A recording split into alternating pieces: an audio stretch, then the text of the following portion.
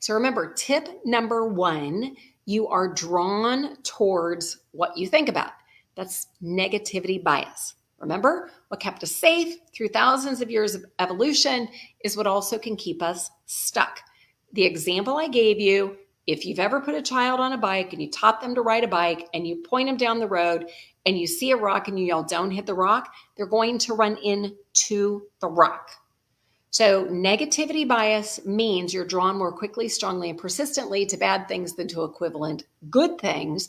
So it's important that instead of focusing on the rock, that bad thing, that you remember to look around the rock. That's called goal setting through, actually. So you look up and you look around the rock. You acknowledge the rock, but you look around the rock.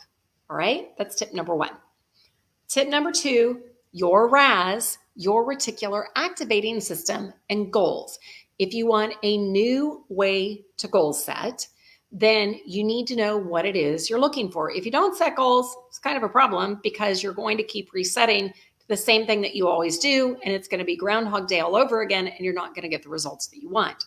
But how you use your mind to accomplish your goals is get very clear and specific about a goal that you want to set. Personal, professional, doesn't matter what it is, but get clear and specific about what it is. You can't just say, "I want to lose weight," because a half a pound is weight. Is that what you want? So when you're writing, get clear and specific, because then your RAS, your mental filter, will start recognizing people, resources, information, the things that you need to help you accomplish your goals. And when you're setting goals, recognize that you're also pushing comfort zones.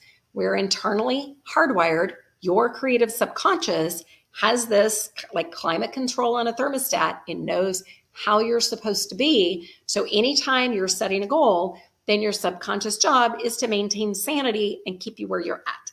So that's why tip number 3 is learn how to change how you think. So when you set a new goal, know that you are pushing a comfort zone. Know it's supposed to feel a little weird, awkward in the process to do that.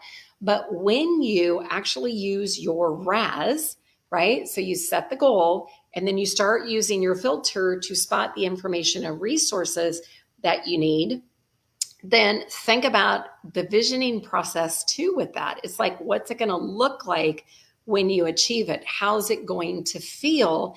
And in the process, as you're going through that change, which I know, it just literally feels weird. Like I said, try the crossing arms thing because I've done it for years and years and years, but try that because one way is conscious, right? When you flip it the other way, and the other is an automatic habit.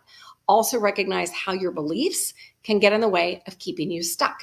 So whenever you catch yourself in that limiting or negative, most of the time it isn't negative, it's limiting, then ask yourself, when did you decide that? What belief was it, or when did that happen? Was there a particular experience that you don't think you can accomplish something, or somebody told you you weren't good enough, or whatever it is that you find yourself hesitating as you've got your goals set, you're starting to see good things happen. And then it's like, and you self-sabotage to bring yourself back to normal. So changing how you think, recognizing it's going to feel weird, it's going to feel awkward, that's perfectly fine. But changing how you think, recognizing conscious, we have conscious, subconscious, creative subconscious, as I said, taking 4 days worth of content into about 25 minutes.